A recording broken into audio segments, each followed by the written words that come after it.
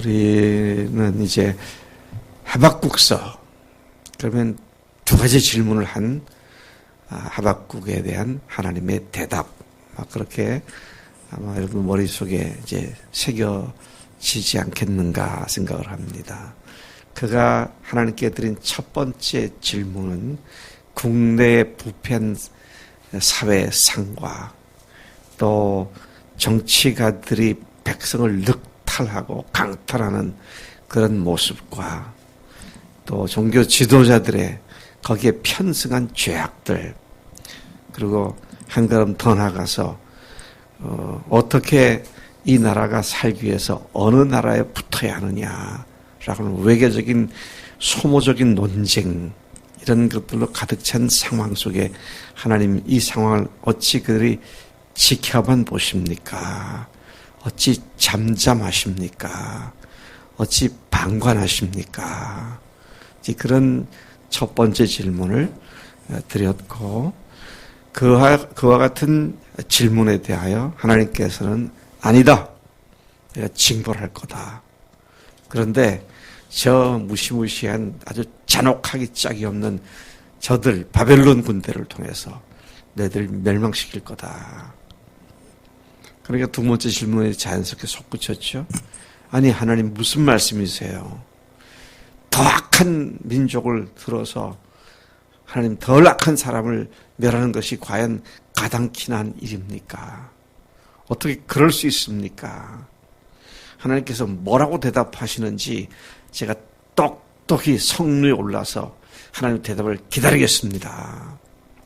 그것이 어제까지 말씀이죠. 그리고 오늘 하나님께서 대답하시는 말씀이 쭉 내용이 기록되어 있는 것을 봅니다. 국내적으로는 부패와 폐역함이 있고, 국외적으로는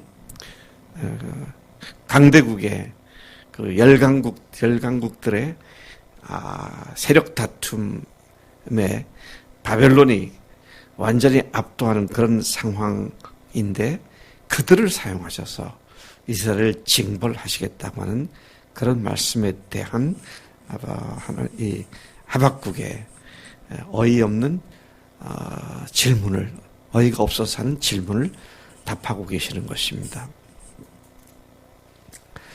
하나님의 답을 보니까 몇 가지 이렇게 나눠볼 수가 있더군요. 2절부터 시작되는 하나님의 대답에 대해서 2절을 보니까 첫째, 너는 이 묵시를 기록하여 판에 명백히 새기되 달려가면서도 읽을 수 있게 하라. 그렇게 말씀하십니다. 답하실 때에 내가 너에게 말하는 것을 기록에, 판에다가 분명히 기록을 해라. 여기서 판은 토판이 아니겠는가, 그런 생각이 듭니다. 점토판에다가 이 묵시를 분명하게 큰 글자로 새겨라. 그래서 달려가면서도 읽을 수 있게 분명하게 그렇게 새겨놔라. 그건 무슨 말입니까? 하나님 말씀하신 것은 분명한 말씀이고 변개되지 않는 말씀이고 언제든지 바라볼 수 있는 그런 말씀인 것이다. 요즘으로 말하면 이 말을 너희 거리에 플랜카드에다 써서 붙여라. 뛰어가면서 누구든지 볼 수 있게, 이런 의미로 말씀하고 계시는 것이죠. 하나님은 대답하시되 애매모호하게 답하지 않으십니다. 명백히 새겨서 뛰어가면서도 읽을 수 있게 하나님께서는 그렇게 답을 하시는 분이시다. 내가 성루에 올라 파수대에 올라 뭐라고 말씀을 지켜보겠다. 그러한 하박국의 그 말에 대해서 하나님은 분명히 토판에 기록해서 뛰어가면서도 읽을 수 있게 그렇게 기록을 하라. 그렇게 말씀하신 것이죠. 하나님은 반드시 응답하시는 주님이신 줄로 믿습니다. 두 번째 내용을 보면 3절에 이 묵시는 정한 때가 있기에 그 종말이 속히 이르겠고 결코 거짓되지 아니하리라. 비록 더딜지라도 기다리라. 지체되지 않고 반드시 응하리라. 자, 지금 조급한 마음을 가지고 언제까지 하나님께서 잠잠하겠습니까? 그런 질문을 한 하박국에 대해서 주님께서는 모든 것은 때가 있다. 모든 것은 기한이 있다. 그런데 그 끝이 반드시 속히 온다. 결코 거짓되지 않고 더디 보일지 할지라도 지체하지 않고 반드시 응한다. 그렇게 말씀하시죠. 사실은 사도들로부터 시작되어서 말세가 되었도다. 그렇게 말씀하셨어요. 근데 2000년이 지나도록 아직 주님이 안 오셨습니다. 그래서 어떤 사람들은 그 봐라, 성경이 틀렸다. 그렇게 말을 하기도 합니다. 근데 지금 여기서 때와 기한에 대해서는 우리들의 시계가 가르치는 이 시간을 얘기하는 게 아닙니다. 하나님께서 뭐라고 그러셨어요? 주님께서 뭐라고 그러셨어요? 1000년이 하루 같고 하루가 1000년 같다. 하나님은 이 시계바늘의 시간에 매여 있는 분이 아니시죠.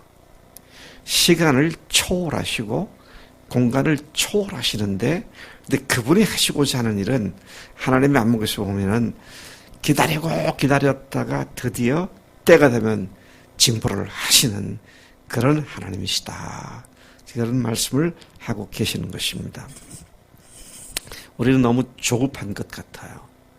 기도하는 것이 그냥 도깨비 방망이 두드리면 금 나와라 뚝딱 하면 금이 도로록 쏟아지고 은 나와라 뚝딱 하면 은이 도로록 쏟아지고 그런 하나님의 응답을 생각하는데, 하나님은 보다 많은 사람들이 회개하게 이르기를 기다리시면서 징벌할 것을 미루시다가 드디어 때가 되면 조금 더 가차 없이, 조금 더 주저함이 없이 반드시 그 일을 행하시는 분이시다. 그런 말씀을 하고 계시는 것입니다. 그래서 우리는 무엇을 기다릴 때 하나님의 안목으로 볼 줄 아는 그런 믿음이 필요하다는 사실입니다. 셋째 대답의 내용은 4절인데요. 이 4절이 사실상 그 하박국의 질문에 대한 핵심적인 대답이 되는 것입니다. 보라, 그의 마음은 교만하며 그 속에서 정직하지 못하나 의인은 그의 믿음으로 말미암아 살리라. 자, 이것이 하나님께서 하박국에게 하시는 근본적인 답이 되는 것입니다. 악한 자들은 그렇게 살지만 의인들은 믿음으로 사는 거다. 그렇게 답을 하시는 것입니다.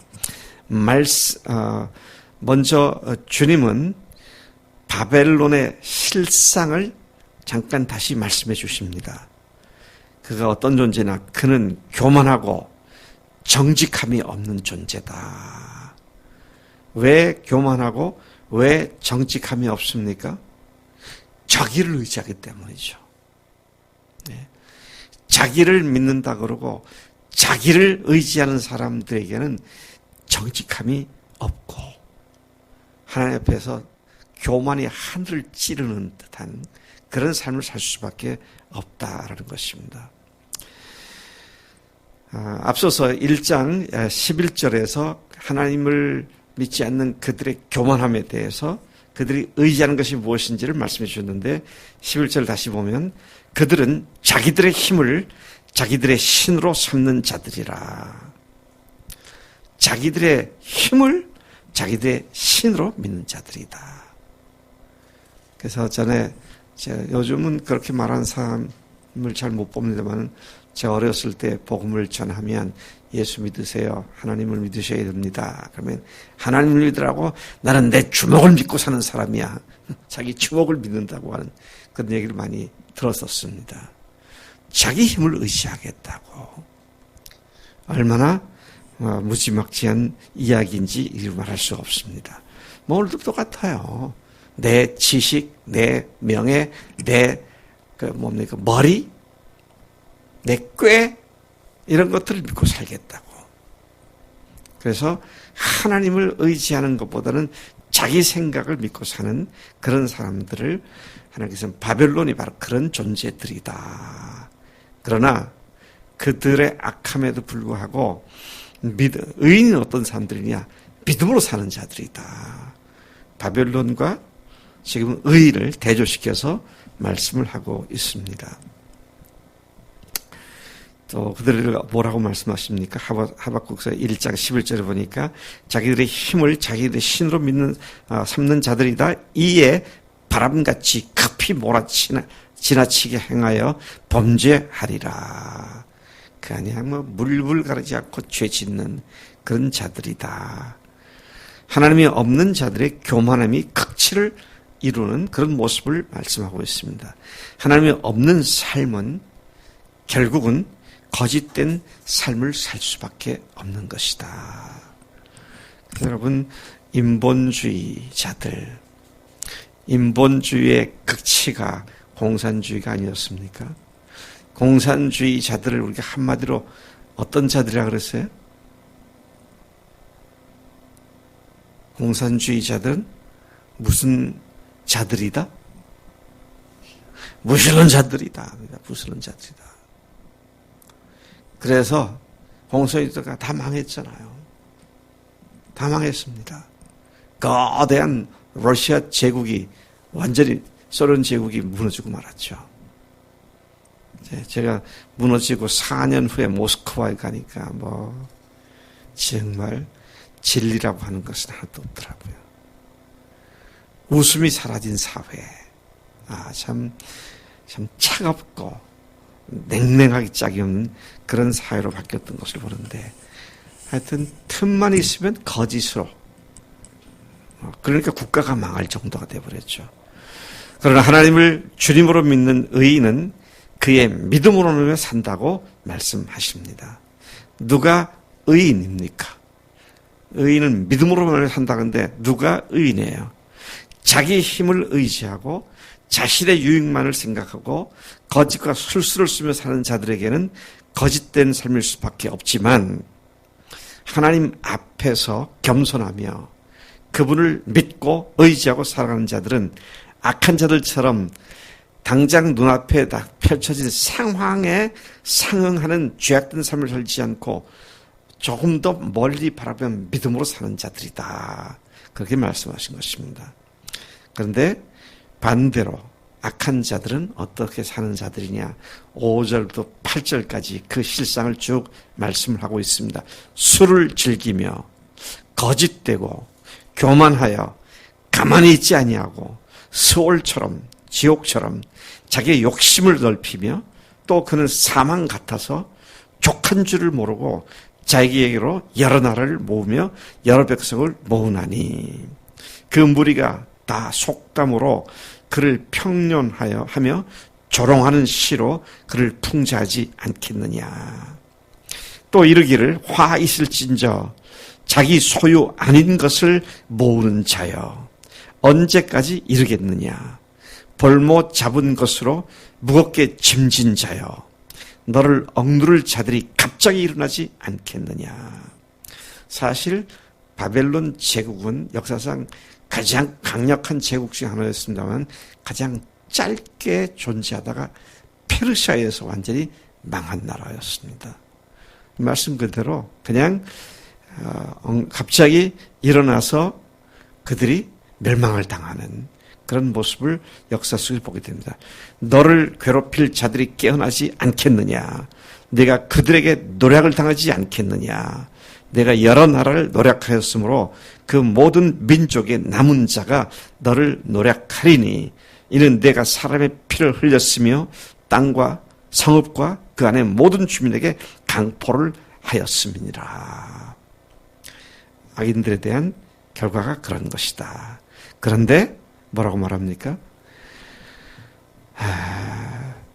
9절 10절에 계속 그들이 당하게 될 비극을 말합니다. 재앙을 피하기 위하여 높은 데 깃들이려 하며 자기 집을 위하여 부당한 이익을 취하는 자에게 화 있을진저 네가 많은 민족을 멸한 것이 내 집에 욕을 부르며 내 영혼에게 죄를 범하게 하는 것이 되었도다.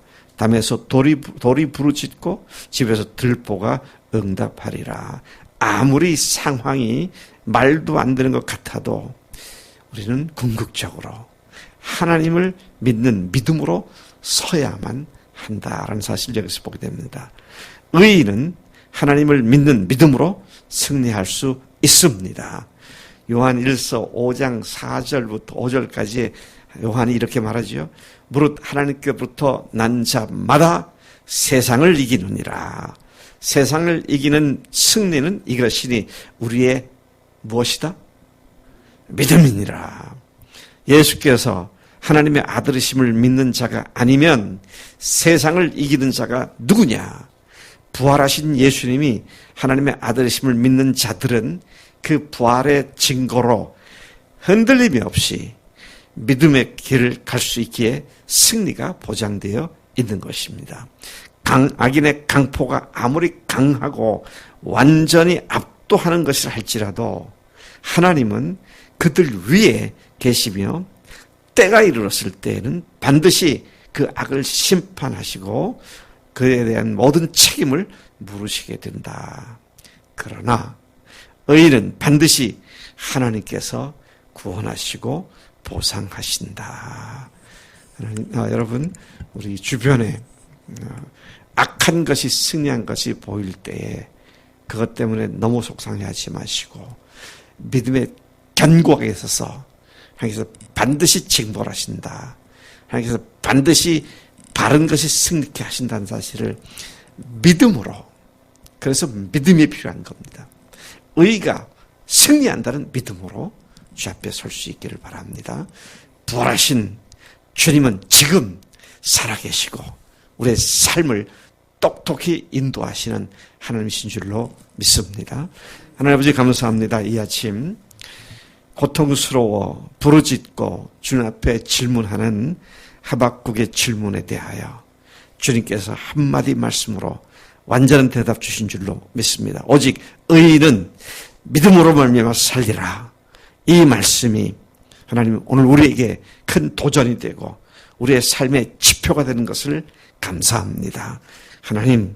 하나님이 계시다는 사실을 믿고 하나님께서 자기를 찾는 자들을 상 주시는 분이심을 믿고 주님께서 부활하신 주님께서 살아계심을 믿고 믿음으로 모든 상황들을 극복하는 믿음의 용사들 되도록 우리를 부르신 줄로 믿습니다. 그렇게 오늘도 살고 그렇게 남은 생을 평생 살 수 있도록 성령님께서 인도해 주실 줄로 믿습니다. 감사하고 예수님의 이름으로 기도를 쌉나이다. 아멘. 아멘.